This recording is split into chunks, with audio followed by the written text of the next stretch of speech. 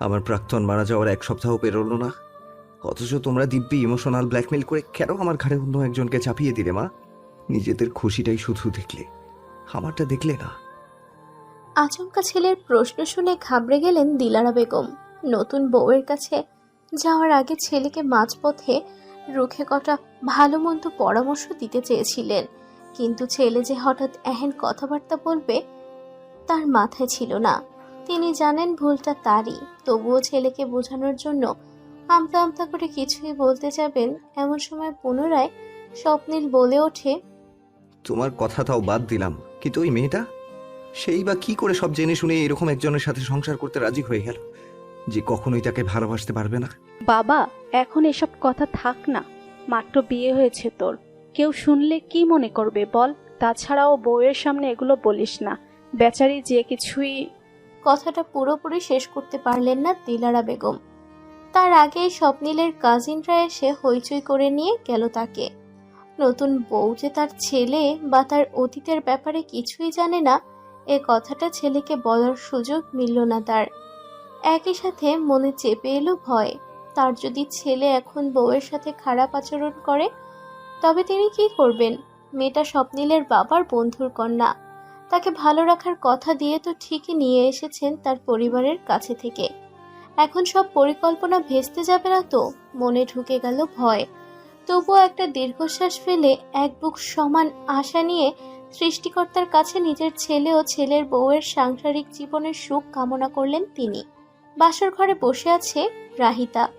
দুরু দুরু বুকে কয়েক ঘন্টা আগে কবুল বলে নিজের হাওয়া মানুষটার অপেক্ষায় লাজুক পরনে অপেক্ষারত সে।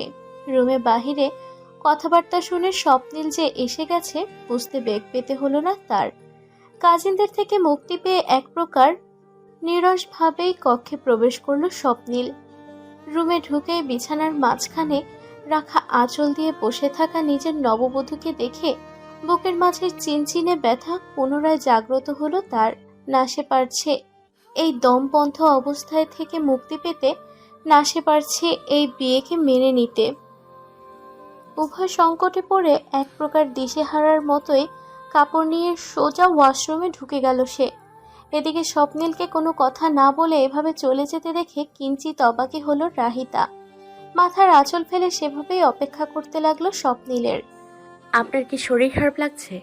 ফ্রেশ হয়ে আসা মাত্রই রাহিতার মুখে এ প্রশ্ন শুনে থেমে গেল স্বপ্নিল। সামান্য চমকে গেলেও প্রকাশ করলো না বাহির থেকে। উত্তর না দিয়ে চুপচাপ বিছানায় গিয়ে শুয়ে পড়তেই পুনরায় কানে এলো চিহ্নিত রাহিতার নম্র কণ্ঠস্বর। শুনছেন, কথা বলছেন না কেন? আপনার কি খুব বেশি শরীর খারাপ লাগছে? খানিকটা চিন্তা নিয়েই প্রশ্ন করেছিল মেয়েটা, কিন্তু গতবারের ন্যায় এবারও তার আশায় গুড়ে বালি দিয়ে চুপচাপ অপর পাশ ফিরে বালিশে মুখ বুজে পড়ে রইল স্বপ্নিল। এবার চিন্তা বাদ দিয়ে রাহিতা প্রচণ্ড বিস্মিত হলো। বলা বাহুল্য, সে যে এমন ঠান্ডা প্রত্যাখ্যান মোটেও আশা করেনি সদ্য বিবাহিত স্বামীর থেকে। তবে কি স্বপ্নিল এ বিয়েতে খুশি নয়? সে কি তাকে পছন্দ করে না? এমন হাজারো প্রশ্নে নিমিষেই প্রশ্নবিদ্ধ হলো হৃদয়। কিন্তু এমন হলে স্বপ্নিল বা তার পরিবারের কেউও একদিনও তাদের বলল না কেন? স্বপ্নিলের পরিবার তো নিজ থেকেই প্রস্তাব দিয়েছিল তার জন্য। যেখানে দু পরিবারের মধ্যে এত ভালো সম্পর্ক, সেখানে ছেলে রাজি না থাকলে তো এমনি এমনি আর এত দূর আগাতো না সবকিছু, তাই না? এসব ভেবেই নিজ মনকে সান্ত্বনা দিল রাহিতা। অতঃপর বেশ ধীরে সুস্থে ঝুঁকে গেল বিছানার বাঁ পাশে, যেখানে চোখ বন্ধ করে গুটিসুটি মেরে শুয়ে আছে স্বপ্নিল। আস্তে করে ওর কপালে হাত রাখতেই ওর কোমর হাতের স্পর্শে আচমকা খুলে গেল স্বপ্নিলের চোখজোড়া। সে ঈষৎ রক্তিম চোখজোড়া যেন অনেক কিছু বলতে চাইছে রাহিতাকে। মুহূর্তেই এক অজানা ভয়ে ঢোক গিলে সে। অতঃপর কিছু বুঝে ওঠার আগেই এক ঝটকায় তার হাত সরিয়ে দেয় স্বপ্নিল। বহু কষ্টে নিজেকে আটকে রাখা এতক্ষণের চাপা ক্ষোভ যেন সমহিমায় সামনে আসে। নিজেকে নিয়ন্ত্রণ না করে ক্রোধান্বিত স্বরে চেঁচিয়ে ওঠে, আর কত বেহায়া হবে তুমি? দেখছো না আমি কথা বলতে চাইছি না তোমার সাথে, অ্যাভয়েড করছি তোমায়। এত কিছুর পরেও তুমি আবার আমার গায়ে হাত দিচ্ছ। কি চাই তোমার? স্ত্রীর অধিকার নিতে চাও নাকি? আমার টাকা দেখে বিয়ে করে নিজের স্বার্থ হাসিল হয়নি? হঠাৎ এমন প্রশ্নে লজ্জায় অপমানে হতভম্ব হয়ে পড়ে রাহিতা। এ কোন স্বপ্নীলকে দেখছে সে? আজ পর্যন্ত তো কখনোই তাকে এভাবে কারো সাথে কথা বলতে দেখেনি। হঠাৎ ওদের পরিবার স্বপ্নীলের চেয়ে সামান্য কম সচ্ছল, কিন্তু তবুও আজ পর্যন্ত কখনো ওর সাথে কোনোরূপ খারাপ আচরণ করেনি ছেলেটা। সবসময় হাসি মুখে ভালো আচরণই করেছে। এখন হঠাৎ করে বিয়ের পর চেনা স্বপ্নিলের এ অচেনা পরিবর্তন দেখে কষ্টে বিস্ময়ে রাহিতার আখিদ্বয় কোটর হতে বের হয়ে আসতে যাচ্ছে। নিজেকে সামলে কোনো মতে কম্পিত কণ্ঠে সে উত্তর দিল, আপনি এভাবে কথা বলছেন কেন? কি করেছি আমি? আপনি কি এই বিয়েতে রাজি ছিলেন না? তাচ্ছিল্যের হাসি হেসে বলল স্বপ্নিল। ওর কথায় রহিতার বড় বড় আক্ষি পল্লব ভর করে গড়িয়ে পড়ল দুফোঁটা অশ্রু। তবুও নিজেকে সামলে কিছুটা সময় নিয়ে তপ্ত সুরে পালাটা প্রশ্ন করল সে। যদি বিয়েতে রাজি ছিলেনই না, তবে কেন এই বিয়ে করলেন স্বপ্নী? আমার জীবনটাকে কি ছেলে খেলা মনে হয়েছিল আপনার কাছে? একটাবার কেন বললেন না আপনি আমায় পছন্দ করেন না, অথবা এই বিয়ে করবেন না? নিজেরাই সেধে বিয়ের প্রস্তাব দিয়ে নিজেই এভাবে বাসর রাতে অপমান করার তো কোনো মানে হয় না, তাই না? টাকা নিয়ে কথা বলে আমার উপর যখন প্রশ্ন তুললেনই, তখন নিজের এই রং বদলানোর স্বভাবের কথা মনে পড়লো না?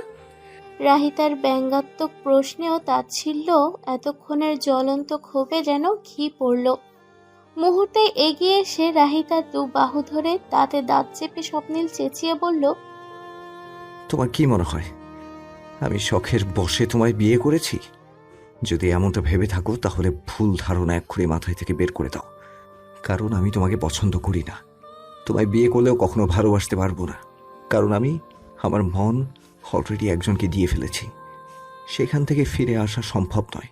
তোমাকে এই বিষয়ে আমি আগেই বলতে চেয়েছিলাম, বিয়েটা ভাঙতেও চেয়েছি, কিন্তু নেহাতি মায়ের মুখের দিকে তাকিয়ে বিয়েটা করতে বাধ্য হয়েছি। নিজের শত কষ্ট হোক, তবু মা বলে কথা, তার কথার বিরুদ্ধে যাওয়ার স্পর্ধা নেই আমার। কিছুক্ষণ পর থেমে বলল, তুমি শুধু আমার নামের স্ত্রী, নিজেকে এর বেশি কিছুই ভাবার প্রয়োজন নেই, বুঝেছ? জোরে দু বাহু চেপে ধরায় হাতে ব্যথা অনুভব করছিল রাহিতা। চোখ বন্ধ থাকা অবস্থায় স্বপ্নিলের কথা শুনে হাত সরানোর জন্য ছটফট করতে থাকা রাহিতার চোখ বেয়ে আরেক ফোঁটা অশ্রু গড়িয়ে পড়ে। এতক্ষণ ক্রোধের বশে থাকলেও হঠাৎ সেই বন্ধ চোখের টলমলের স্বচ্ছ অশ্রুজল দেখে স্বপ্নিলের ভেতর কি যেন হয়। হুট করেই হাতের বন্ধন নিজ থেকেই হালকা হয়ে যায়। স্বপ্নিল হাত ছেড়ে দেওয়ায় হাঁপ ছেড়ে বাঁচে রাহিতা। হাতের যন্ত্রণা থেকে মুক্তি পেলেও মনের যন্ত্রণা থামানো দেয়। এ যেন সময়ের সাথে সাথে পাল্লা দিয়ে বেড়ে যাচ্ছে ক্ষণে ক্ষণে। রাহিতাকে ছেড়ে দিয়ে দুহাতে নিজের মাথা চেপে ধরে স্বপ্নিল। ঘাড় সমান ছাটা চুলগুলো খামচে ধরে নিজেকে সামলানোর ব্যর্থ চেষ্টা করে যেন। একদিকে নিজের ক্ষতবিক্ষত মন, অন্যদিকে মায়ের চাপ, দুটো সামলাতেই বিগত 7 দিন হিমশিম খাচ্ছিল সে। তার মধ্যে এখন কোত্থেকে যেন রাহিতা এসে জুড়ে বসলো কপালে। জীবন কোথায় নিয়ে যাচ্ছে তাকে, কি হবে তার? সব মিলিয়ে ওর নিজেকে উন্মাদ উন্মাদ মনে হচ্ছে। রাহিতা চুপচাপ বসে বসে দেখছিল স্বপ্নিলের কাণ্ড কারখানা। শুদ্ধ হলেও শান্ত মাথায় ভাবছিল তার জীবনের পরিণতির কথা। ঠান্ডা মাথায় ভেবেচিন্তে হুট করে বিছানা থেকে নেমে গেল সে। দরজা খোলার শব্দ হওয়ায় পন্থ চোখজোড়া খুলে সেদিকে দৃষ্টি নিক্ষেপ করে স্বপ্নিল। দরজার কাছে রাহিতাকে দেখে সে নিজেও বিছানা থেকে উঠে দাঁড়ায়। সবে দরজা খুলে বাহিরে বের হওয়ার জন্য পা এগিয়েছিল রাহিতা। বেরোনোর আগ মুহূর্তে স্বপ্নিলের ভরাট গলার প্রশ্নে সে থমকে দাঁড়ায়। কোথায় যাচ্ছ? স্বপ্নিলকে এগিয়ে এসে প্রশ্ন করতে দেখে কিছুটা অবাক হলেও রাহিতা মাথা ঘামায় না।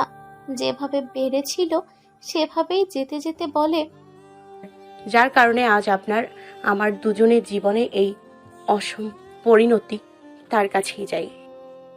ভনিতা করো না। তুমি তো সব জেনে শুনেই বিয়ে করেছিলে না? তাহলে আবার হঠাৎ এই সময় মায়ের কাছে কেন যাচ্ছ? আমায় বিয়ে করার আগে এটা মাথায় ছিল না? ফুঁসে উঠে বলে সে। তার কথায় চোখে পানি নিয়ে তাচ্ছিল্যের হাসি আসে রাহিতা। হাত দিয়ে চোখ মুছে ব্যঙ্গাত্মকভাবেই বলে, আপনি যেমনটা ভাবছেন সবসময় যে সেটাই সত্যি হবে এমন কোনো কারণ নেই মিস্টার স্বপ্নিল আহমেদ। আমি আমার দিক থেকে একটাও মিথ্যে কথা বলিনি।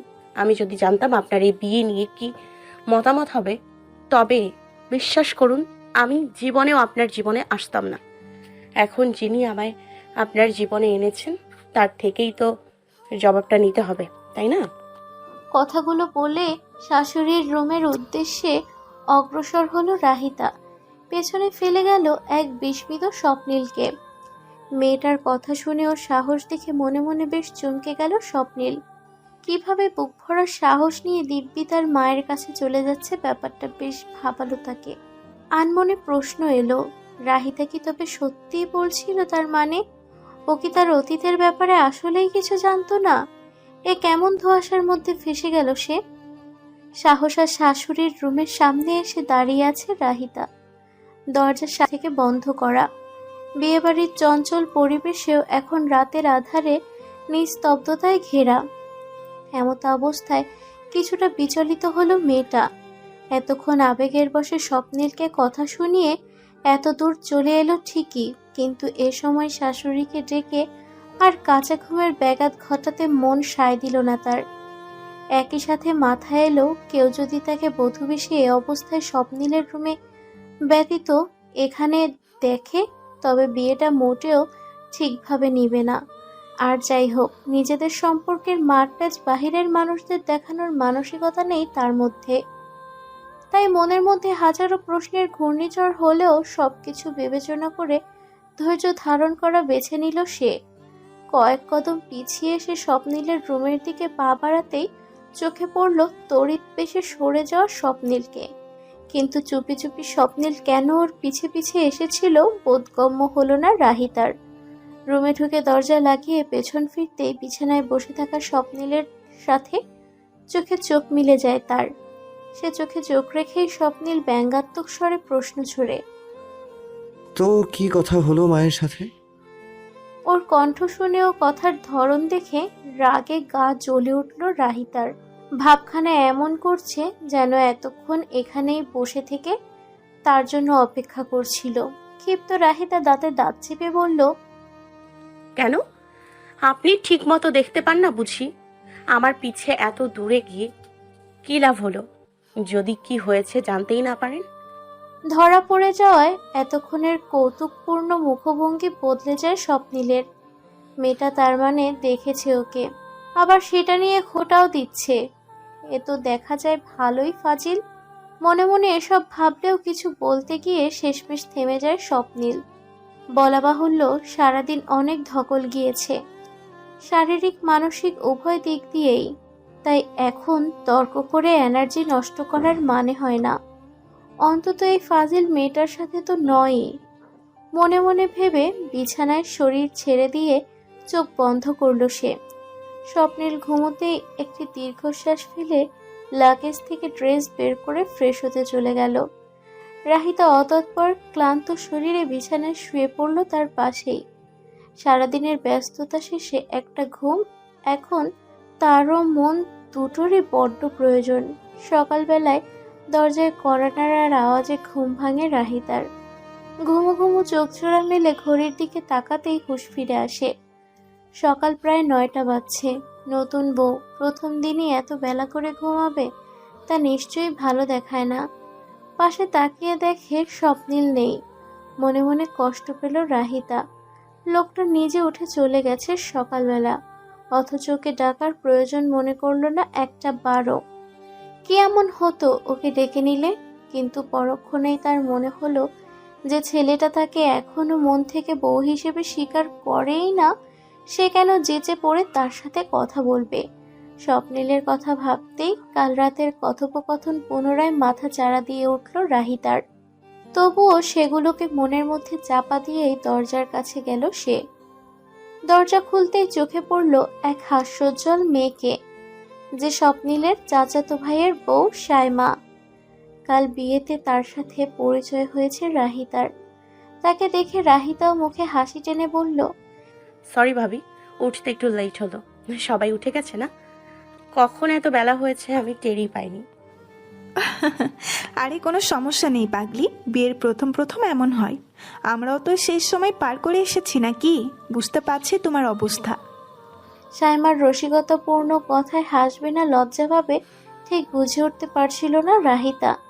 মনে মনে শুধু বলল, যদি তোমাদের মতো আমার বিয়েটা একটা স্বাভাবিক বিয়ে হতো তাহলে হয়তো তোমার কথা ঠিক হতো ভাবি। কিন্তু আমার বর, সে আমার মন থেকে চায় না, চাপে পড়ে বিয়ে করেছে। কি গো, কি ভাবছো মনে মনে? আমার দেবরের কথা নাকি? সাইমার ডাকে মনের চিন্তা ভাবনা থেকে বেরিয়ে আসে রাহিতা। বিনিময়ে নম্র সুরে বলে, ভাবছিলাম কি আমি এখন কি পরবো, শাড়ি তো পরতে পারি না আমি, সব সময় মা পরিয়ে দিত। তুমি কি আমায় হেল্প করবে ভাবি? কেন নয়, অবশ্যই হেল্প করব, এজন্যই তো এখানে। নয়তো কি আর এমনি এমনি এসেছি? তুমি গোসল করে এসো, আমি শাড়ি পরিয়ে রেডি করে দিচ্ছি। তোমার শাশুড়ি মাই পাঠিয়ে দিলেন আমায়, তার একমাত্র পুত্রবধূকে জাগিয়ে রেডি হয়ে নিচে নিয়ে যেতে বলল। জানো চাচি, তোমার ভীষণ ভালোবাসে তোমায়। রাহি, তুমি অনেক লাকি, সবার শাশুড়ি এমন হয় না।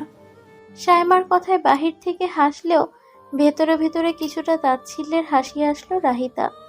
সে নিজেও জানে দিলারা বেগম তাকে ভালোবাসেন, কিন্তু তবুও তিনি স্বার্থপরের মতো তাকে পুরো সত্যতা না জানিয়ে এমন একটা সিদ্ধান্ত কিভাবে নিলেন তা বেশ ভাবাচ্ছেন তাকে। যে করেই হোক আজ ওনার সাথে কথা বলতেই হবে, তার শুনতেই হবে সবকিছু, নয়তো সারা জীবন এভাবে সমঝোতা করে কিভাবে চলবে সে স্বপ্নিলের সাথে। নিজের এসব ভাবনার মাঝেও একটা জিনিস নজর এড়ালো না রাহিতার, তা হলো এতক্ষণ হাসি মুখে সব কথা বললেও শেষের কথাটা কিছুটা দুঃখের সাথেই বলল সাইমা। তার মুখভঙ্গি দেখে কপালে ভাঁজ পড়ল রাহিতার। কিছু জিজ্ঞেস করবে তার আগেই তাকে ঠেলে ঠুলে ওয়াশরুমে পাঠিয়ে দিল সাইমা। কোনো কিছু বলার সুযোগই আর পেল না সে। মেরুন রঙের জামদানি পরে আয়নায় তাকিয়ে নিজেকে দেখছে রাহিতা। সাইমা তাকে শাড়ি পরিয়ে দিয়ে শাশুড়ির ডাকে নিজে চলে গেছে দ্রুত পায়ে। উজ্জ্বল ত্বকে মেরুন রং বেশ মানিয়েছে তার গায়ে। গোসল করে আসা ভেজা চুলে আয়নার সামনে শাড়ি পরিহিত রাহিতাকে সদ্য ফুটে ওঠা গোলাপের ন্যায় দেখাচ্ছে। আয়না থেকে নজর সরিয়ে রুম থেকে বের হবে এমন সময় সেখানে প্রবেশ করে স্বপ্নিল। আস্তে ধীরে হেঁটে আসায় রাহিতা খেয়াল করে কাল রাতের তুলনায় কিছুটা অন্যরকম দেখাচ্ছে তাকে। চোখে মুখে যেন স্পষ্ট কালচে ভাব। কৌতূহলী চোখে সেদিক চেয়ে কিছু বলবে তার আগেই তাকে এক প্রকার ইগনোর করে রুম পেরিয়ে বারান্দায় চলে যায় স্বপ্নিল। এক পলক দেখেও না ওর দিকে। এতে ভেতরে ভেতরে খানিকটা অভিমান জমলেও বাহিরে তা প্রকাশ না করে রুম থেকে বের হচ্ছিল সে। হঠাৎ কি মনে করে বারান্দায় যেতেই চোখ পড়ল হাতে সিগারেট ধরে রাখা স্বপ্নিলকে এক দৃষ্টিতে আকাশের দিক চেয়ে বিষণ্ণ মনে ধোঁয়া ওড়াচ্ছে। এই স্বপ্নিল রোদেলার সকালেও তার চোখে মুখে স্পষ্ট আধার। স্বপ্নিলের এমন চেহারা দেখে খারাপ লাগার পাশাপাশি সামান্য অপরাধবোধ হলো রাহিতার। একটু কি সময় দেওয়া যেত না ছেলেটাকে? কেন এত তাড়াতাড়ি সবকিছু করতে হলো? প্রত্যেকটা মানুষেরই সময়ের সাথে সবকিছু মানিয়ে নেওয়ার একটা ব্যাপার থাকে, যেটা স্বপ্নিল পায়নি। এসব ভেবেই সেখান হতে প্রস্থান করছিল রাহিতা। এমন সময় কানে এলো স্বপ্নিলের শান্ত কণ্ঠস্বর। চোরের মতো পেছনে দাঁড়িয়ে না থেকে কিছু বলার থাকলে সামনে এসে বলো। চমকে উঠে পেছন ফিরল রাহিতা। না, এখনো স্বপ্নিল আগেরকার মতোই রেলিংয়ের সাথে হেলান দিয়ে ঠায় দাঁড়িয়ে। পেছনে ঘুরে দেখেনি অবধি তাকে, তবুও কিভাবে বুঝলো? বিস্ময়কে সাথে নিয়েই খানিকটা এগিয়ে এসে সে প্রশ্ন করল, আপনি কোথায় গিয়েছিলেন সকাল সকাল? উত্তরের আশায় অপেক্ষা করা রাহিতাকে হতাশ করে চুপ রইল স্বপ্নিল। বিষয়টাকে উপেক্ষা করে রাহিতা পুনরায় প্রশ্ন করল, আপনি সিগারেট কেন খাচ্ছেন? আপনি না আগে এসব খেতেন না? একদম বউয়ের মতো আচরণ করবে না। কেন করব না? বিয়ে করার সময় এটা মাথায় ছিল না যে ঘরে বউ নিয়ে আসছেন? এবার স্বপ্নিলের উত্তর না পাওয়ায় রাগ হলো রাহিতার। কয়েক কদম এগিয়ে তেজি হস্তে সিগারেটটি কেড়ে নিল ওর হাত থেকে। অতঃপর তা নিচে ফেলে দিতে উদ্যত হতেই তার হাত ধরে ফেলল স্বপ্নিল। পেশিবহুল পুরুষালী হাতে নিমিষেই কেটে গেল তার ক্ষুদ্রকায় হাতটি। রেলিংয়ের গা ঘেঁষে দাঁড়িয়ে থাকা রাহিতা বেশ কিছুটা জোর খাটিয়ে হাত সরানোর চেষ্টা করেও ব্যর্থ হলো স্বপ্নিলের শক্তির কাছে। অতঃপর স্বপ্নিল এখনো নীরব থাকায় বিরক্তিকর কণ্ঠে সে বলে উঠল, কি সমস্যা আপনার? ছাড়ুন হাত, ফেলে দিব আমি এটা। ওকে, ছাড়ছি হাত। বলে আচমকা হাত ছাড়তে অপ্রস্তুত ভঙ্গিতে পেছন দিকে ঝুঁকে যায় রাহিতা। ফলশ্রুতিতে গ্রিলহীন বারান্দা হতে পড়ে যেতে ধরে সে। চোখ মুখ কুঁচকে এক বিকট চিৎকার দেওয়ার প্রস্তুতি নিতেই পুনরায় তার হাত আঁকড়ে ধরে স্বপ্নিল। শক্ত মুঠোয় রাহিতার হাত পেঁচিয়ে ওকে আরো খানিকটা পেছনে ঝুঁকিয়ে শীতল কণ্ঠে বলে, ফেলে দেই তোমাকে এবার? কি বলো? ভয়ে বাকরুদ্ধ রাহিতা চোখ মেলাতেই আখিদয় মিলিত হলো স্বপ্নিলের ঈষৎ লালচে চোখ জোড়ার সাথে, যে চোখের ভাষা পড়তে ব্যর্থ হলো সে। রাহিতাকে চুপ থাকতে দেখে স্বপ্নিল হাতের বাঁধন খানিকটা ঝাঁকিয়ে করে ঠান্ডা গলায় আবারও বলল, চুপ কেন? এবার বলো, ফেলে দিই তোমায়? ভয়ে চোখ মুখ কুঁচকে ধীর কণ্ঠে রাহিতা জবাব দিল, যদি পারেন ফেলে দিন। তুমি কি মনে করেছো আমার মধ্যে সাহস নেই? আমায় চ্যালেঞ্জ করছো তুমি? দেখাতে হবে তোমায়? ওকে দেন, গুড বাই মিসেস রাহিতা। তির্যক হেসে গটগট করে কথাগুলো বলেই হাতের বন্ধন ঢিলে করে দিল স্বপ্নিল। এতক্ষণ মনের মাঝে সাহস নিয়ে ঝুঁকে থাকা রাহিতা যেন শ্বাস আটকে গেল কণ্ঠনালীতে। তবে কি স্বপ্নিল সত্যিই ওকে নিয়ে নিচে ফেলে দিবে? শান্ত পরিবেশ, নিশ্চুপ ভঙ্গিতে পেছনে ঝুঁকে আতঙ্কিত মুখে স্বপ্নিলের চোখের দিকে চেয়ে আছে রাহিতা, যে চোখে স্পষ্ট শূন্যতা বিরাজমান। হুট করে স্বপ্নিল হাত ছেড়ে ছেড়ে দেওয়ায় ভয়ে চোখ মুখ কুঁচকে ফেলল রাহিতা। এই বুঝি পড়ে যাবে মনে হতেই তৎক্ষণাৎ পুনরায় হাত চেপে ধরে স্বপ্নিল। অতঃপর চোখ খোলার আগেই হ্যাচকা টানে আচমকা তার বুকে এসে পড়ে রাহিতা। সবকিছু এতটাই আকস্মিকভাবে ঘটল যে ভয়ে বিস্ময়ে স্তম্ভিত হয়ে আছে মেয়েটা। অপরদিকে স্বপ্নিলকে এত কাছে থেকে অনুভব করতে পেরে এক অন্যরকম অনুভূতিতে বশীভূত হয় তার মন। স্বপ্নিলের বুকে মাথা রেখে সেভাবেই তার হৃদস্পন্দন শোনার চেষ্টা করছিল সে। এরই মধ্যে তাকে বুক থেকে সরিয়ে দেয় স্বপ্নিল। দু হাতে বাহু চেপে ধরে সামান্য দুরন্ত দৃষ্টি করে দুজনের মাঝে। কেমন লাগলো? রসিকতামূলক প্রশ্ন করেই সরু চোখে অপর ফাঁস ফিরে রাহিতা। তাকে ভয় দেখানোর প্রচেষ্টায় সফল হওয়ায় এবার যে মজা নিবে স্বপ্নিল তা বেশ বুঝছে সে। রাহিতাকে চুপ দেখে স্বপ্নিল পুনরায় তার বাহু ঝাঁকিয়ে প্রশ্ন করে, খুব ভয় পেয়েছিলে? স্বীকার করতেই পারো, আমি মাইন্ড করব না। ধুর, আপনি একটা খুব বাজে লোক। বিরক্তিকর কণ্ঠে কথাটা বলে স্বপ্নিলের থেকে নিজ হাত ছাড়িয়ে তাকে ঈষৎ ধাক্কা দিয়ে সরিয়ে বারান্দা থেকে চলে যেতে যেতে বলল রাহিতা। পেছন ফিরলে সে দেখতে পেত স্বপ্নিলের ঠোঁটের কোণে এক প্রস্ফুটিত শুষ্ক হাসি। নিচে নামতেই শাশুড়ি ও অন্যান্য আত্মীয়দের মুখোমুখি হলো রাহিতা। সবাই যেন ওর জন্যই অপেক্ষা করছিল, সেভাবেই হাসলো ওকে দেখে। বিনিময়ে সেও ইতস্তত হেসে সকলের মাঝে গিয়ে বসলো। শুরু হলো নতুন বউকে দেখে প্রশংসা করলো সবাই। একই সাথে তাকে খ্যাপানো থেকে শুরু করে বিভিন্ন রকম হাসি ঠাট্টা গল্পের পাশরায় জমে গেল আসর। বলা বাহুল্য স্বপ্নিলের বাবা মারা গেছেন। ওর একটা একাদশে পড়ুয়া ছোট বোন আছে। লেখাপড়ার পাঠ চুকানোর আগেই তার মা বাবা মারা যায়। ভার্সিটিতে ওঠার শুরু থেকেই তার বাবার রেখে যাওয়া ব্যবসায় হাত দিতে হয় তাকে। অল্প সময়ে দায়িত্বের বোঝা ঘাড়ে চেপে যাওয়ায় বাধ্য হয়ে একা হাতে যতটুকু পেরেছে বেশ ভালোভাবে সব দিকে সামলে রেখেছে সে। এসব নিয়েই কথা হচ্ছিল। বেশিরভাগ আলোচনা স্বপ্নিলকে ঘিরে। তার কি পছন্দ অপছন্দ এসব রাহিতাকে জানানোর উদ্দেশ্যই যে তার শাশুড়ি করছে বুঝতে বাকি রইল না তার।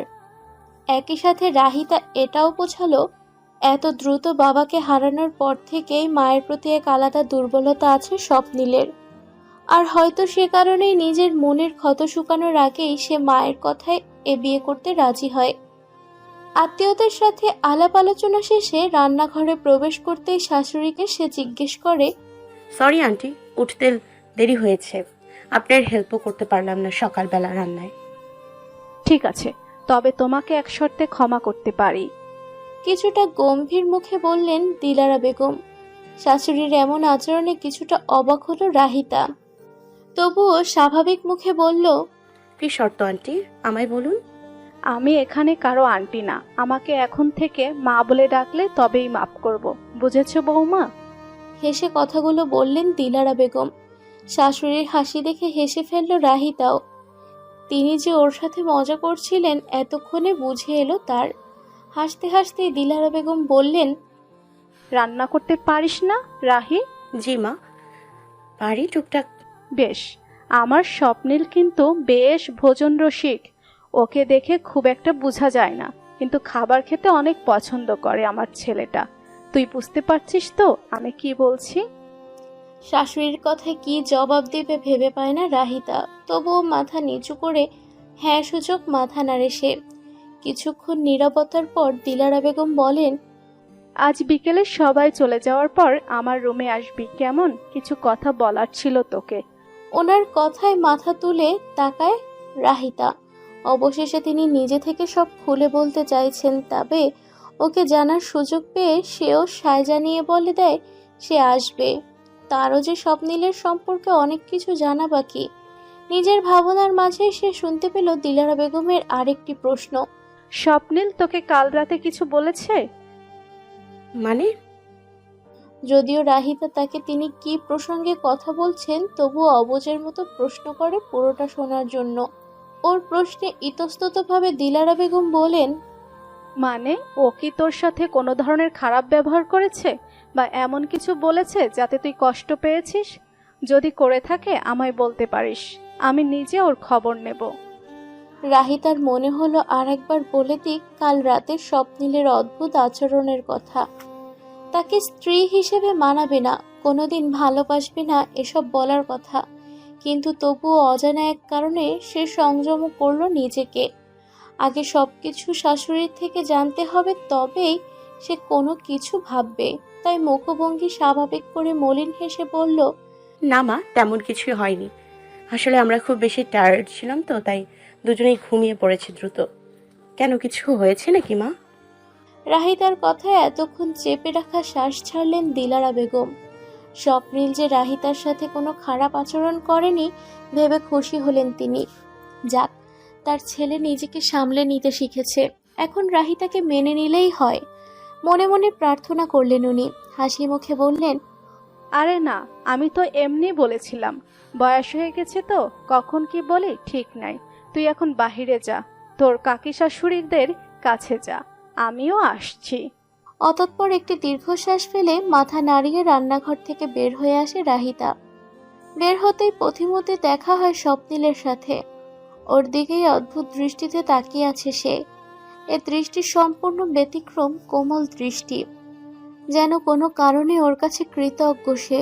স্বপ্নিলকে এভাবে তাকিয়ে থাকতে দেখে কিছুটা চমকে ওঠে। চোখের ইশারায় রাহিতা জিজ্ঞেস করে, কি? স্বপ্নিল উত্তর দেয় না। কিছুক্ষণ ওর চোখে সেভাবে চেয়ে থেকেই হঠাৎ ধরা পড়ে চোরের ন্যায় এদিক সেদিক তাকিয়ে উসখুস করে কেটে পড়ে রাহিতার সামনে থেকে। হঠাৎ করে কি এমন হলো তার? ওর যাওয়ার পানে চেয়ে রাহিতা ভাবে সকাল গড়িয়ে দুপুর হলো, দুপুর পেরিয়ে বিকেল, বিকেল হতে এক এক করে মেহমানরা চলে যেতে লাগলো নিজ নিজ গন্তব্যে। স্বপ্নিলও বাইরে চলে গেছে। ওর আসতে আসতে রাত হবে। বাসা ফাঁকা হয়েও সুযোগে শাশুড়ির রুমে চলে গেল রাহিতা। সকাল থেকেই যে এ মুহূর্তটার অপেক্ষা করছিল সে, তাই তো সময় পেতেই এক মুহূর্ত বিলম্ব করেনি। অপরদিকে দিলারা বেগমও যেন এর আগমনের জন্যই প্রস্তুত ছিলেন। রাহিতার রুমে ঢুকতেই ইশারায় তার পাশে বসার ইঙ্গিত দিলেন তিনি। ওর মাথায় হাত রেখে বেশ শান্ত গলায় বললেন, দেখ মা, এখন হয়তো আমি তোকে যা বলবো শুনলে তুই কষ্ট পাবি, মনে মনে আমাকে ভালো মন্দও বলতে পারিস, এতে আমি কিছু বলবো না তোকে। কিন্তু আমার মনে হয় তোদের সম্পর্ক পুরোপুরি শুরু হওয়ার আগে তোকে স্বপ্নিলের সম্পর্কে সবকিছু জানানো দরকার, তাই তোকে এখানে ডাকা। এ বুড়ো মেয়ের কথা শুনবি তো? টিপ টিপ করতে থাকা হৃদয় নিয়ে ওনার দিকে চেয়ে রইল রাহিতা। এক অদ্ভুত উত্তেজনায় ক্ষণে ক্ষণে শিউরে উঠছে সে। কি এমন হয়েছিল স্বপ্নীলের অতীতে? কেনই বা একসময় এরকম মনমরা হয়ে থাকে? আজকে সে অবশেষে সবকিছু কারণ জানতে পারবে। রাহিতাকে পাশে বসিয়ে একটি দীর্ঘশ্বাস ফেলে স্বপ্নীলের অতীত সম্পর্কে বলা শুরু করে দিলেন দিলারা বেগম। শুরু করলেন ছেলের জীবনের বৃত্তান্ত। তোর হয়তো এখন এগুলো শুনতে খারাপ লাগবে, কিন্তু সত্যিটা অস্বীকার করার উপায় নেই এই মুহূর্তে আমার কাছে, তাই বলতে হচ্ছে। আসলে স্বপ্নীলের জীবনে তোর আসার আগে একজন ছিল যাকে ও ভীষণ ভালোবাসতো। মেয়েটার নাম ছিল আনিকা, সম্পর্কে আমার এক বোনের মেয়ে, স্বপ্নীলের কাজিন। ওদের দুজনের মধ্যে দীর্ঘ 3 বছরের প্রেমের সম্পর্ক ছিল। শুরুতে আত্মীয়দের মধ্যে আমরা এ বিয়ে মেনে নিতে না চাইলেও পরে স্বপ্নীলের জোড়াজুড়িতে 2 পরিবার মেনে নিতে এক প্রকার বাধ্য হয়। পাগল ছিল আমার ছেলেটা ওর জন্য। আনিকা এত তাড়াতাড়ি বিয়ে করতে চাইছিল না, কিন্তু পরে স্বপ্নীলের জিদের কাছে হার মানে সে। এ মাসেই ওদের বিয়ে হওয়ার কথা ছিল, এবং সেটাও শুধু স্বপ্নীলের ইচ্ছায়। কিন্তু এরই মাঝে হুট করে কি যেন হয়ে গেল, চোখের পলকে সব উলটপালট হয়ে যায়। এ মাসের শুরু থেকেই আনিকা আচমকা ভীষণ অসুস্থ হয়ে পড়ে। তারপর হুট করেই মেয়েটা মারা যায়। ভাগ্নির মৃত্যুর কথা বলতে চেয়ে এতক্ষণ ধরে রাখা অশ্রুকে আর চাপিয়ে রাখতে পারেননি দিলারা বেগম। আসলে মুখ ঢেকে অশ্রু লুকাতে ব্যস্ত হয়ে পড়লেন। অপরদিকে রাহিতা এসব শুনে শুদ্ধ হয়ে গেল শুধু। এ মুহূর্তে কি ধরনের রিয়াকশন দিবে ভেবে উঠতে পারছে না সে। চুপচাপ বুকের বাঁ পাশে এক অদ্ভুত চিনচিনে ব্যথা উপলব্ধি করল শুধু। সে তো কালকেই স্বপ্নীলের কাছে শুনেছে তার প্রাক্তন ছিল, তবু এ জানা বিষয় শুনে আবার কেন এত কষ্ট হচ্ছে ওর। স্বপ্নীল অন্য একজনকে বা উত্তরটা সে জানে না। হয়তো স্বপ্নীলকে মন থেকে নিজ স্বামীরূপে মেনে নেওয়া, তার জীবনের অন্য কারণও উপস্থিতির কথা শুনতেও কষ্ট হচ্ছে ওর। একটি দীর্ঘশ্বাস ফেলে ভাবে রাহিতা। কিছুক্ষণ পর নীরবতা ভেঙে করুণ কণ্ঠে প্রশ্ন করে, আপনি যখন সব জানতেনই তখন কেন আমাকে ওনার জীবনে নিয়ে এলেন মা? যেখানে উনি নিজেই আমাকে চাননি তার জীবনে, সেখানে আপনার কারণে এভাবে আমার সাথে একটা অনিশ্চিত সম্পর্কে বেঁধে আছেন তিনি। আমার খুব কষ্ট হয় যখন দেখি তিনি মুখ ফুটে কাউকে কিছু বলতে পারেন না, মনের কষ্টগুলো ভেতরেই চাপা রাখেন। আমি জানি রে মা, শব্দ সেখানে আমার। আমি তোকে, তোর পরিবারকে অন্ধকারে রেখেছি। নিজ ছেলের জীবনে নতুন করে আশার আলো দেখার জন্য তোর থেকে কথা লুকিয়ে তোর সাথে অন্যায় করেছি। স্বার্থপরের মতো এই কাজ করার জন্য আমি লজ্জিত, কিন্তু বিশ্বাস কর, আমার কাছে ওই মুহূর্তে আর কিছুই মাথায় আসেনি। কিছুটা থেমে আবার বলেন, তুই জানিস আনিকা মারা যাওয়ার পর স্বপ্নীল কতটা ভেঙে পড়েছিল? বাবা মারা ছেলেটা আমার কোনো দিন নিজের কোনো দায়িত্বকে অবহেলা করেনি। সব সময় আমারও নিজের বোনের দিক তাকিয়ে হাসি মুখে সব দায়িত্বের বোঝা ঘাড়ে নিতে প্রস্তুত ছিল সে। ওই প্রথম আমি স্বপ্নীলকে এতটা ডিপ্রেশনে দেখি। শুরুর দিকে তেমন খেয়াল না করলেও একদিন লক্ষ্য করি সে খামখেয়ালে ব্লেড দিয়ে হাত কাটার চেষ্টা করছে। ওই দৃশ্য দেখে আমার মাথা ঘুরে ওঠে। এরপর চুপিসারে আমাদের পরিচিত এক সাইকিয়াট্রিস্ট এর সাথে এ ব্যাপারে কথা বলি। তখন তিনি বলেছিলেন যে হয়তো এ ধাক্কাটা স্বপ্নীল মেনে নিতে পারেনি। ও প্রচণ্ড ডিপ্রেশনে পড়ে হিতাহিত জ্ঞান হারিয়ে ফেলেছে, তাই এমন কিছু করতে যাচ্ছিল। তখন ডক্টর নিজেই আমাকে পরামর্শ দেন ওকে সময় দিতে এবং সম্ভব হলে ওর জীবনে কাউকে নিয়ে আসতে, যাতে সে পুরনো ক্ষত ভুলে নতুন করে ভালোবাসাকে আঁকড়ে ধরে পুনরায় বাঁচতে শিখে। তাই বলে আপনি ওনাকে কেন সময় না দিয়েই না এভাবে হুট করে বিয়ের সিদ্ধান্ত নিয়ে নিলেন মা? জানেন, আমার শুরু থেকেই সন্দেহ হচ্ছিল যখন আপনি বিয়ের ব্যাপারে এত তাড়াহুড়ো করেন। কিন্তু আমার বাবা মা খুব বিশ্বাস করেছিল আপনার উপর। বাবা আমার শ্বশুরের খুব বিশ্বস্ত বন্ধু ছিলেন নাকি, তাই তো বাবাও বেশ আগ্রহে রাজি হয়ে যান এ বিয়েতে। কিন্তু আফসোস, দিন শেষে আমার সন্দেহটাই সত্যি প্রমাণিত হলো। উনি আমায় মন থেকে বউ হিসেবে মানেন না। হয়তো কোনোদিন মানবেন কি না আমি তাও জানি না। ধরা গলায় কথাগুলো বলতে যেয়ে কেঁদে ফেলে রাহিতা। ভীষণ কষ্ট হচ্ছে তার আজ, খুব জ্বালাপোড়া করছে মনে। সে ভেবেছিল শুধু নাটক সিনেমায় এরকম হয়, কিন্তু এটা তো বাস্তব। তার নিজের জীবনেও যে এরকম কিছু হবে তা যে কল্পনাতীত ছিল তার কাছে। হুট করে সবকিছু জেনে নিজেকে সামলানো যেন দুষ্কর হয়ে যাচ্ছে তার পক্ষে। রাহিতাকে কাঁদতে দেখে এতক্ষণের অনুতাপ যেন মুহূর্তেই বেড়ে গেল দিলারা বেগমের। কাছে এগিয়ে দুহাতে চোখের পানি মুছে দিয়ে রাহিতার হাত দুটো নিজের হাতে নিয়ে বললেন, কষ্ট হচ্ছে না খুব? আমি জানি তোর খারাপ লাগবে, এ ভয়েই কদিন তোকে কিছু বলিনি। আমি নিজেও স্বপ্নিলকে সময় দিতে চেয়েছিলাম রে মা, কিন্তু ওই যে পরিস্থিতি, সেটা নিজের হাতে থাকে না সব সময়। তোদের বিয়ের দিনে বিয়ে হওয়ার কথা ছিল স্বপ্নিল ও আনিকার। আমি জানতাম ওই দিন স্বপ্নিল একা থাকলে নিশ্চয়ই আরো কিছু পাগলামি করত, তাই তো উপায় না পেয়ে তার সপ্তাহখানেক আগে তোদের বাড়ি গিয়ে সবকিছু বলে কথা পাকা করে আসি। তোর বাবা চেয়েছিল বিয়ের আগে স্বপ্নিল তুই একজন আরেকজনের সাথে কথা বল, কিন্তু আমি ইচ্ছে করেও ব্যস্ত থাকার বাহানা দিয়ে বিয়ে পর্যন্ত বিষয়টাকে গড়াই। আমাকে তোর এ মুহূর্তে খুব স্বার্থপর মনে হচ্ছে না রাহি? হয়তো আমার জায়গায় থাকলে বুঝতি নিজের ছেলেকে প্রতিনিয়ত ধুকে ধুকে মরতে দেখার কষ্ট কীরূপ। বিয়ানদের কিছু বলিস না রে মা, আমার তাদের সামনে দাঁড়াতেও ভীষণ লজ্জা লাগে। স্বপ্নিল আমায় বারবার বলেছিল সবকিছু জানিয়ে তারপর বিয়ে ঠিক করতে, কারণ ও জানতো এমন করলে হয়তো তোর বাবা মা এ বিয়েতে রাজি হতেন না। কিন্তু আমি তা করিনি। সবার অগোচরে নিজের ছেলের অন্ধকার জীবন আলোকিত করতে আমি তাদের মেয়েকে অন্ধকারে ঠেলে দিয়েছি, এটা কোনো মা বাবাই মানবে না। শাশুড়ির কথায় তাচ্ছিল্য ভর করে রাহিতার মনে। এজন্যই হয়তো স্বপ্নিল ভেবেছিল সে সব জেনে শুনে তাকে বিয়ে করেছে, আর এ কারণেই তাকে লোভী বলছিল কাল। সাথে সাথে বিষণ্ণ মনে চেপে ধরে আফসোস তার ভাগ্যের ওপর।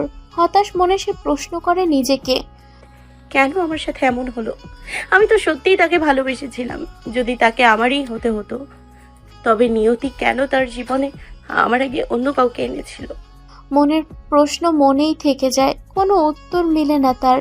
শাশুড়ির প্রশ্নে রাহিতা গমগমে গলায় প্রশ্ন তোলে, আর যদি উনি আমাকে কোনোদিনও ভালো না বাসেন, আমায় মন থেকে না মেনে নেন, তবে কি হবে মা? আমার জীবনটা কি নষ্ট হবে না? রাহিতার এমন কণ্ঠ শুনে অজানা ভয়ে ঈষৎ কেঁপে উঠলেন দিলারা বেগম।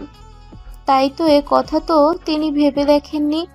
আবেগের বশে ছেলের জীবনে মেয়েটার আনলেন তো ঠিকই, কিন্তু এই সম্পর্কের শেষ পরিণতি কি হবে সে সম্পর্ক তো কেউই নিশ্চিতভাবে বলতে পারবে না। জিভ দিয়ে শুষ্ক ঠোঁট ভিজিয়ে আচমকা রাহিতাকে প্রশ্ন করেন, কিন্তু তুই তো ভালোবাসিস স্বপ্নিলকে। হঠাৎ শাশুড়ির মুখে এমন প্রশ্ন শুনে চমকে ওঠে রাহিতা। বড় বড় আখিরদ্বয় পিঠ পিটিয়ে কিছু বলার আগেই দিলারা বেগম পুনরায় বলেন, ভাবছিস আমি কিভাবে জানি, তাই তো? অপ্রস্তুতভাবে শাশুড়ির মুখের দিক তাকাতেই তার চাহনি দেখে দিলারা বেগম মৃদু হেসে বলেন, মনে আছে একদিন আমি একাই তোদের বাড়িতে যাই, বরাবর স্বপ্নিল আমায় নিয়ে গেল। ওই দিন আমি একা গিয়েছিলাম। সেদিন আমি তোকে লক্ষ্য করি, সবার মাঝে থাকলেও তোর চোখ বারবার দরজার দিকে যাচ্ছিল। এক মনে খুঁজে যাচ্ছিলি স্বপ্নিলকে। সে সময় তোকে দেখে মনে মনে আফসোস করেছিলাম যে কেন আমার ছেলে সিঙ্গেল হলো না। তোকে বরাবর ছেলের বউ করার ইচ্ছা ছিল তোর শ্বশুরের, কিন্তু আমার ছেলেটাই অন্য একজনকে মন দিয়ে বসেছিল, তাই আমাদের কিছু করার ছিল না। এজন্য তোর ব্যাপারটা আমি তখনই মাথায় থেকে বাদ দিই। কিন্তু পরে আনিকা যাওয়ার পর যখন আমি ভাবছিলাম স্বপ্নিলের এই অবস্থায় কি করা যায়, তখন হঠাৎ তোর কথা মাথায় আসে, হয়তো ওকে অন্য কারোর সাথে বিয়ে দেওয়া যেত। আমার যোগ্য ছেলের জন্য মেয়ে পাওয়া খুব একটা কঠিন হতো না, কিন্তু ওরা সবকিছু জানার পর ওকে মন থেকে ভালোবাসতে পারতো না তোর মতো। আমি জানতাম তুই ওকে আগে থেকেই পছন্দ করিস, ওর জন্য তোর ভালোবাসা তোর চোখে ভাসতো। আর ভালোবাসার মানুষের সাথে বিয়ে করতে কে না চাইবে? এজন্যই আমি জানতাম তুই এ বিয়েতে রাজি হবি। বাকি থাকলো স্বপ্নিলের কথা, ওকে আমি নিজের মতো করে বিয়ের জন্য মানিয়ে নিই। আমার মনে হয়েছিল স্বপ্নিলের ছন্নছাড়া জীবনে পুনরায় ভালোবাসা আসলেই সে আবার আগেরকার ন্যায় হয়ে যাবে। আমার বিশ্বাস একদিন তোদের সুখের সংসার হবে। আমি প্রতিটি মোনাজাতে এটাই প্রার্থনা করি, যাতে আমার ছেলে তোকে ভালোবাসে, তোর সংস্পর্শে নতুন করে বাঁচতে শিখে।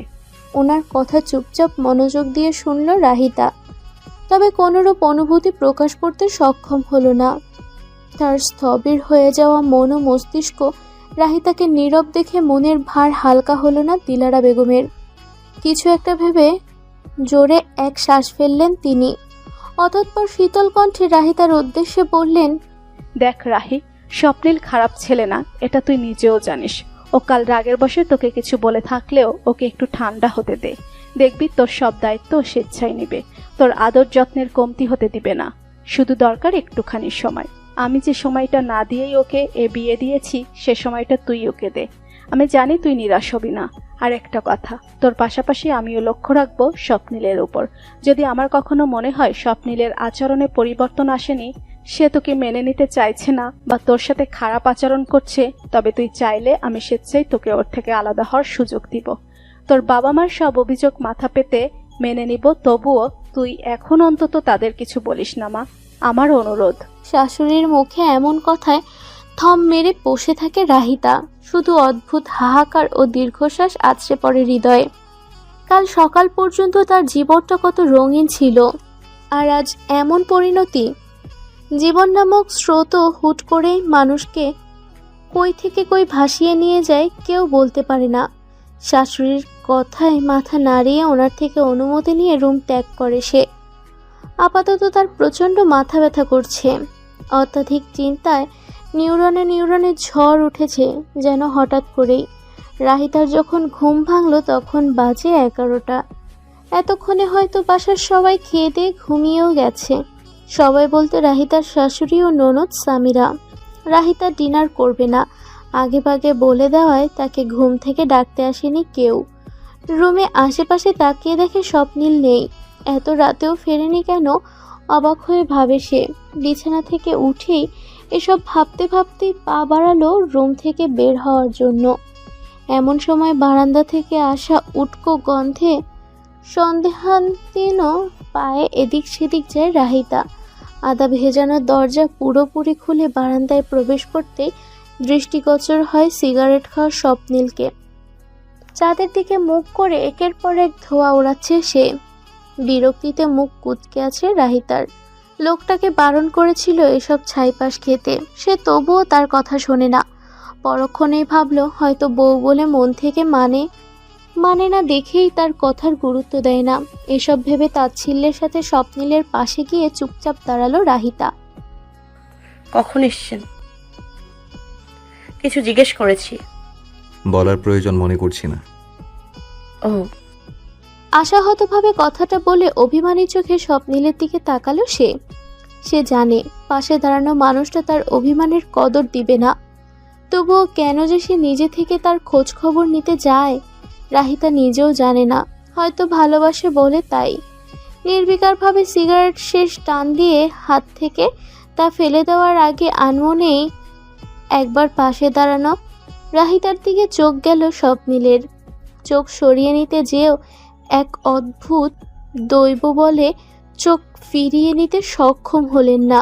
অভিমানী চোখে আকাশের বুকে জেগে থাকা চাঁদের দিক তাকিয়ে আছে রাহিতা। আখি কঠোর খানিকটা টলমল করছে পানিতে।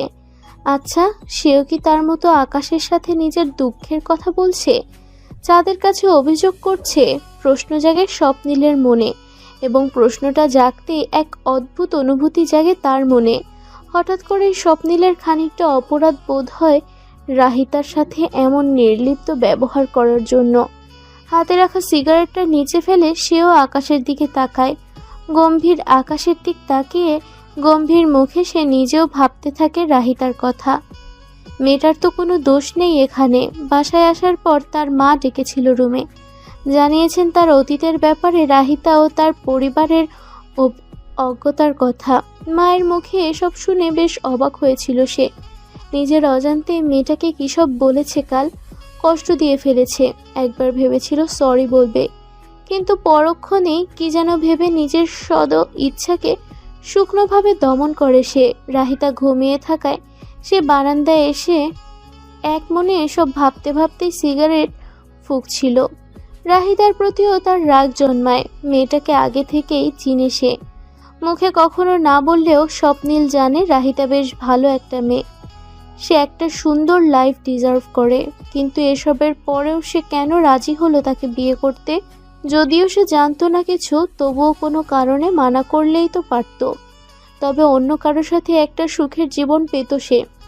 এসব ভাবার মাঝেই সেখানে প্রবেশ করে রাহিতা, এবং তাকে দেখে মনের রাগ মাথা চাড়া দিয়ে ওঠে। বিধায় তাকে ইগনোর করছিল স্বপ্নিল। কিন্তু এই যে এখন তার পাশে চাঁদের আলোর নিচে অশ্রুসিক্ত চোখে আকাশের দিকে তাকিয়ে থাকা মেয়েটা এক অদ্ভুত বন্ধনে টানছে তাকে। স্বপ্নীলের হঠাৎ মন চাইছে তার চোখের পানি মুছে দিতে, শক্ত গলায় বলতে, এখন কাঁদছো কেন এভাবে? কেন আমায় বিয়ে করে নিজের জীবনকে কষ্টে ঠেলে দিলে? আমার সাথে তোমাকেও কষ্ট পেতে হবে ভাবলেই মনের ভার আরো গভীর হয়ে যায় আমার। কিন্তু মুখ ফুটে সে এসবের কিছুই বলতে পারল না। পুনরায় আকাশের দিকে তাকিয়ে গলা ঝেড়ে বলল, কথায় কথায় চোখ দিয়ে পানি বের করবে না। তোমার চোখের পানি মুছে দেওয়ার জন্য কেউ এখানে বসে নেই। বন্ধুর বাড়ি গিয়েছিলাম, তাই আসতে লেট হয়েছে। এসব বউদের মতো গোয়েন্দাগিরি স্বভাব বাদ দাও, বুঝেছ? হঠাৎ স্বপ্নীলের কথায় পাশ ফিরে রাহিতা মুহূর্তেই চোখাচোখি হয় স্বপ্নীলের সাথে। সে আপাতত দৃষ্টিতে তার দিকেই তাকিয়েছিল। রাহিতা তাকাতেই অপ্রস্তুতভাবে চোখ সরিয়ে নেয় স্বপ্নীলের। কেন যেন এই মেয়ের চোখের দিকে বেশিক্ষণ তাকাতেই থাকতে পারে না সে। কি আছে এই দুটো চোখে যা তার রাগী সত্তাকে অদ্ভুতভাবে কোমল করে তোলে? পরের দিন সকাল স্বপ্নীল অফিস যাওয়ার জন্য রেডি হচ্ছে। যদিও আজ তার ছুটি ছিল, কিন্তু আজকাল বাসায় থাকলে তার দম বন্ধ লাগে। তাই কোনো বাহানা দিয়ে বাসা থেকে বেরোনোর কথা ভাবছিল সে। রেডি হওয়া শেষ করে আয়নায় এক পলক নিজের দিকে তাকালো স্বপ্নীল।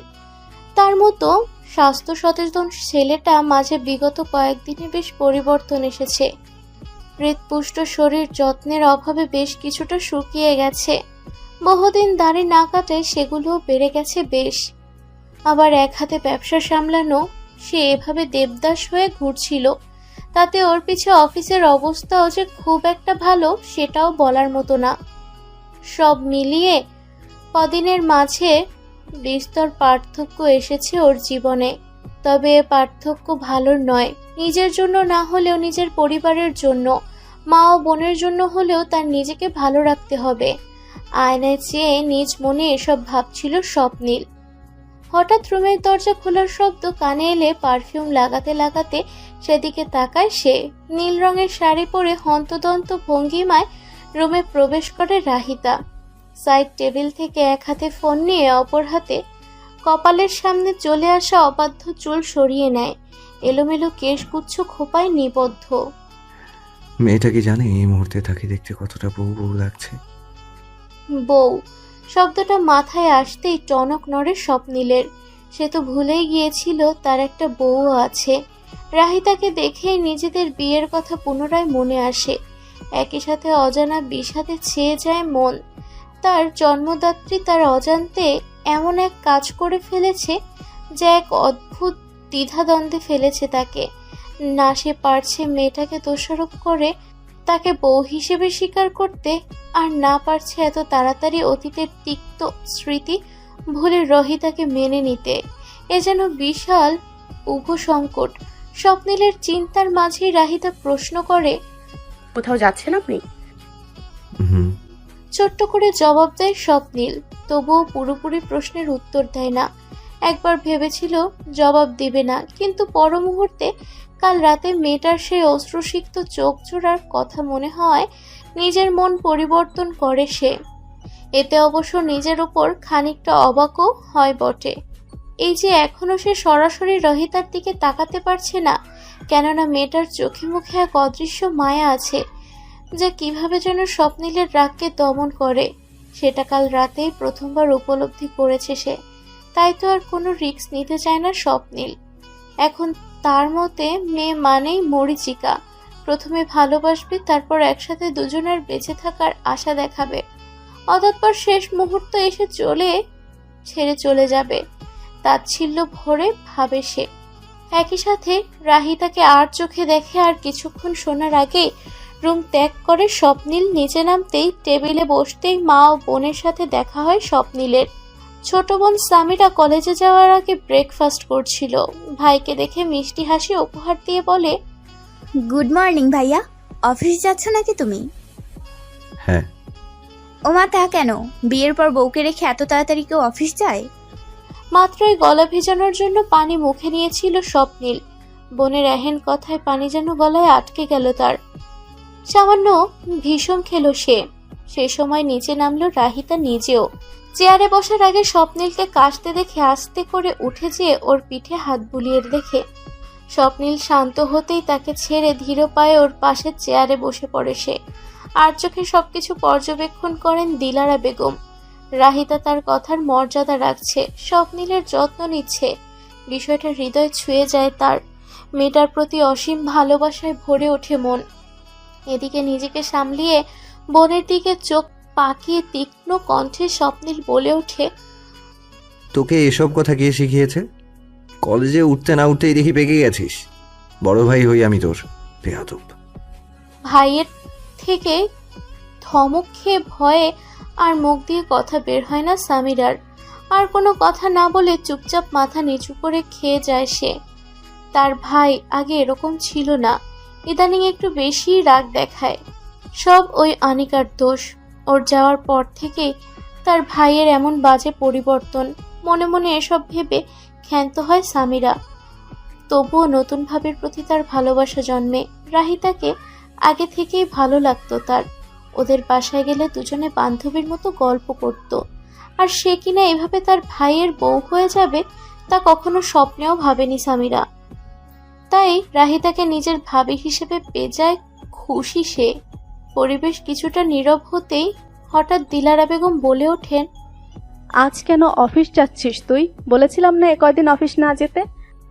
এভাবে বললেই তো হয় না মা। আমার অবর্তমানে সবকিছু কিভাবে চলছে, কর্মচারীরা ঠিকঠাকভাবে কাজ করছে কিনা তা জানা আমার কর্তব্য। নিজে গিয়ে সবকিছু দেখে না আসা পর্যন্ত আমি শান্তি পাবো না। তাই বাধা দিও না আমায়। আমি জানি বাবা তোর যাওয়া জরুরি, তাই মানা করছি না তোকে। শুধু এজন্যই বলছিলাম যে বিয়ানটা ফোন দিয়েছিল আমায় সকালে, দুপুরে দাওয়াত দিয়েছেন তাদের বাসায়। আমাদের সাথে নতুন জামাই হিসেবে তো তোকেও যেতে হবে। সব বুঝেছি মা, কিন্তু আমার যেতে ইচ্ছে করছে না। কারণটা তুমিও জানো। আলগোছে কথাগুলো বলে ফোঁস করে এক দীর্ঘশ্বাস ছাড়ল স্বপ্নীল। ভালো লাগছে না তার কোনো কিছু। এরই মাঝে সামিরা ব্রেকফাস্ট শেষ করে হাত ধোয়ার জন্য উঠে যেতেই ওর মা বলে ওঠেন, দেখ বাবা, আমি জানি তোর হয়তো এখন কিছুটা অস্বস্তি লাগবে ওখানে যেতে, কিন্তু তোর মনে রাখতে হবে তুই এখন বিবাহিত। আমি তোকে যেভাবেই রাজি করাই না কেন, তুই কিন্তু নিজ মুখে সজ্ঞানে রাহিকে কবুল বলে নিজের বউ হিসেবে স্বীকার করেছিস। তাই মেয়েটা এখন তোর দায়িত্ব। একই সাথে ওর বাড়ির প্রতিও তোর কিছু দায়িত্ব আছে না বাবা? মায়ের কথায় একবার পাশ ফিরে রাহিতার দিকে তাকালো স্বপ্নীল। সেও একইভাবে ওর মায়ের দিকে তাকিয়ে।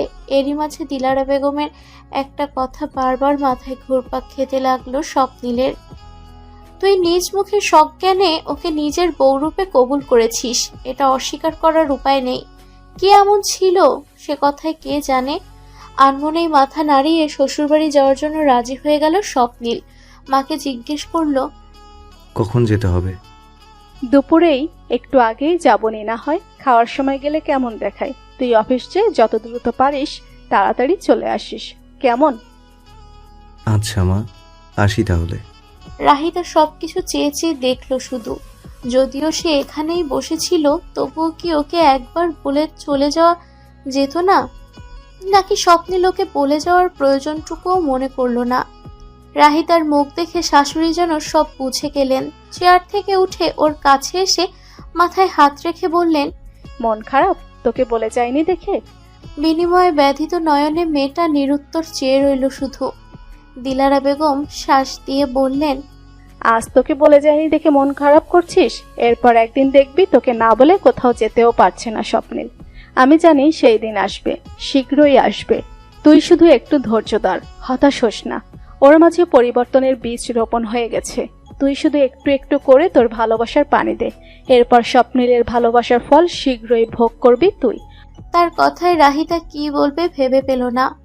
এখন মিথ্যে আশ্বাস বাসা বাঁধতে চায় না মনে। সবকিছু কেমন যেন দায়সারা লাগছে তার কাছে। তবুও কিছু বলতে যাবে, এরই মাঝে সামিরা আসে সেখানে। তাদের দুজনকে দেখে একগাল হেসে বলে, একা একা কি গল্প হচ্ছে শাশুড়ি বৌমার? আমাকেও একটু বলো কেউ। তোর না কলেজের সময় পার হয়ে যাচ্ছে? স্বপ্নীল বাইরে অপেক্ষা করছে, তোকে ড্রপ করে দেবে। জলদি যা। ওকে তাড়া দিয়ে বলে উঠলেন দিলারা বেগম।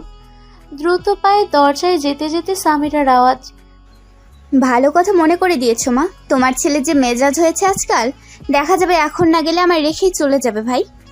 সামিরা চলে যেতেই মুখ খোলে রাহিতা।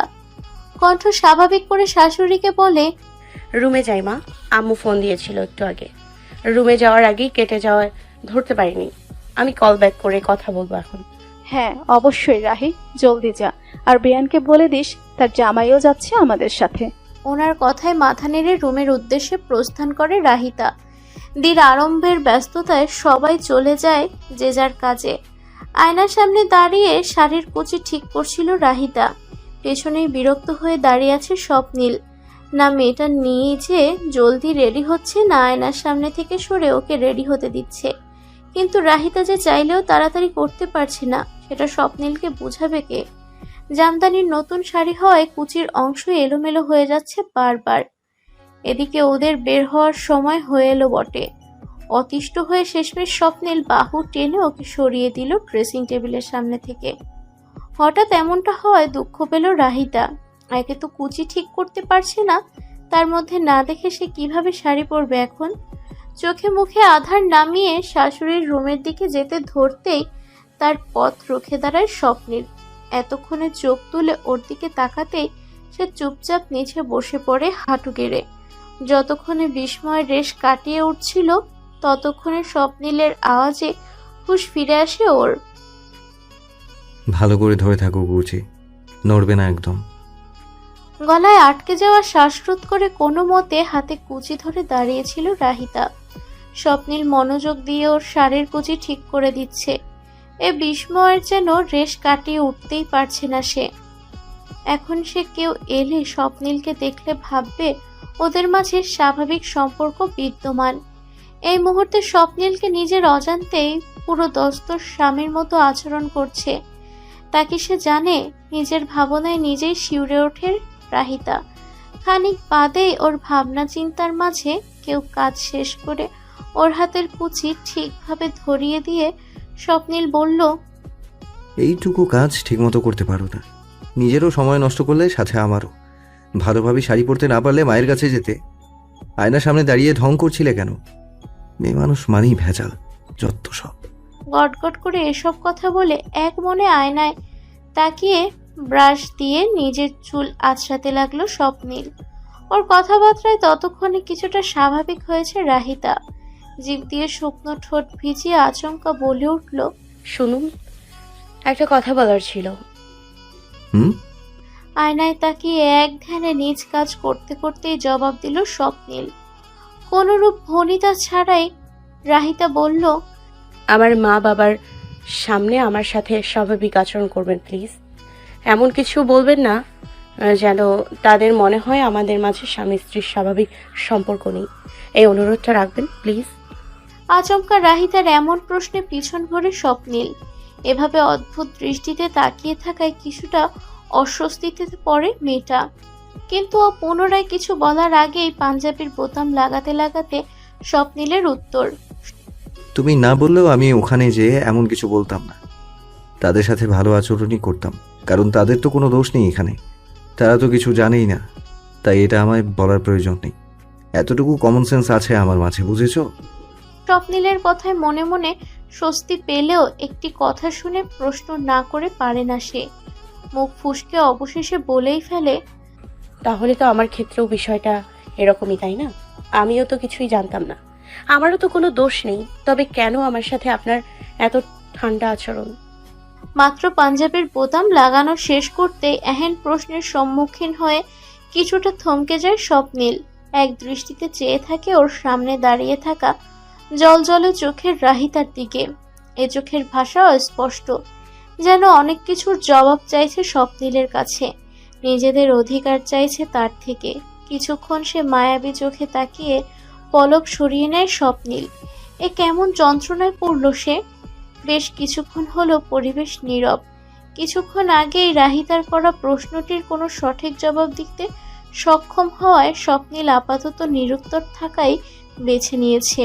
এ দুদিনে তার থেকে এরূপ প্রতিক্রিয়ায় অভ্যস্ত হওয়ায় রাহিতা মনক্ষুণ্ণ হলেও এবার সেটাকে বিশেষ পাত্তা দিল না, বরং এক পলকে স্বপ্নীলের দিকে চেয়ে থেকে বলল, আচ্ছা ঠিক আছে, জবাব দিতে হবে না। এখন নিচে চলুন, মা অপেক্ষা করছেন। এবার মাথা নাড়িয়ে তাতে সায় দিয়ে ওর পিছু পিছু নিচে নামলো স্বপ্নীল। মুখে প্রকাশ না করলেও মনে মনে তাকে উত্তর দিতে জোর না করায় রাহিতার প্রতি কৃতজ্ঞ হলো সে। মেয়েটাকে বিয়ের আগে বেশ চঞ্চল বলেই জানতো সে, অথচ সেই মেয়েটাই তার সাথে বিয়ের পর তার প্রতি এত ধৈর্যশীল আচরণ কিভাবে করছে তা ইদানিং বেশ ভাবাচ্ছে স্বপ্নীলকে। নিচে দাঁড়িয়ে আছেন দিলারা বেগম, তার পাশেই সেজেগুজে রেডি হয়ে আছে সামিরা। ওদের দুজনকে সিঁড়ি দিয়ে নামতে দেখে সে খুশিতে গদগদ হয়ে বলে,